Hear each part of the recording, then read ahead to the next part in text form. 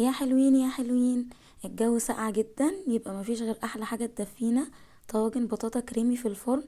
هتدمنوا الطريقة دي من جمالها، والجو ده مش محتاج غير حاجة حلوة كده تدفينا. تحفة تحفة. جربوها ومش هتندموا، طريقة سهلة وسريعة. انا هند ودي قناتي، ويلا بينا نبدأ الوصفة. معانا كيلو من البطاطا، هنغسلها كويس قوي بفرشة الخضار وننزل اي حاجة عليها. هنقشرها ونقطعها حلقات متوسطة.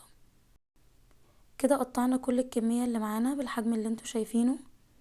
هنسلقها في مية ونسيبها لغاية لما تستوي كويس جدا، تبقى طرية سهلة علينا نهرسها بالشوكة زي ما انتوا شايفين كده. هنصفيها ونهرس كل الكمية ناعم جدا لغاية لما تبقى زي البيوريه كده. في بولة هنحضر الخلطة الرهيبة بتاعتنا: نص كوباية زبيب، نص كوباية سكر عادي او بودر، نص كوباية زبدة سايحة، معلقتين كبار لبن بودر بيديها قوام وطعم جميل جدا، معلقتين كبار كريم شانتيه، ورشة فانيليا سايلة او بودر. معانا هنا نص لتر حليب سائل بدرجة حرارة الغرفة، ومعلقتين كبار قشطة بلدي. ممكن هنا نحط جوز هند ونحط مكسرات. هنخلط الخلطة دي كلها مع بعض كويس قوي لحد ما تندمج مع بعض كويس قوي، السكر يسيح وكله يبقى مع بعض مندمج كويس.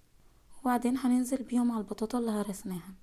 هنا هننزل بيهم فوق البطاطا اللي هرسناها، وهنقلب لحد ما كل القوام ده يبقى ناعم وكريمي مع بعض. ريحتها تحفة يا جماعة، تحفة، لازم تجربوها. وصفة مغذية. انا بحب اخلط كل المكونات كده مع بعض زي ما انتوا شايفين، ما بحبش اعملها طبقات. هنا هننزل بيها بقى في طواجن لحد ما نخلص كل الكمية اللي معانا زي ما انتوا شايفين. هنا كده خلصنا كل الطواجن اللي معانا. هندخلها الفرن، قبل ما ندخلها هنحط على وشها سكر عشان يتكرمل ويبقى اديها لون حلو وطعم حلو. وهنحط عليها كمان قطع زبدة صغيرة عشان تديها لون حلو وريحة حلوة وطعم حلو طبعا. وهندخلها تحت الشواية تاخد لون بس لمدة 10 دقايق.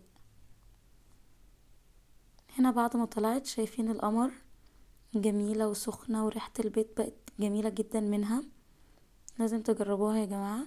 تحطوا عليها بقى لما تطلع مكسرات زبيب، انا حطيت عليها شرايح جوز هند، اي صوص عندكم، كراميل، شوكليت، وبألف هنا.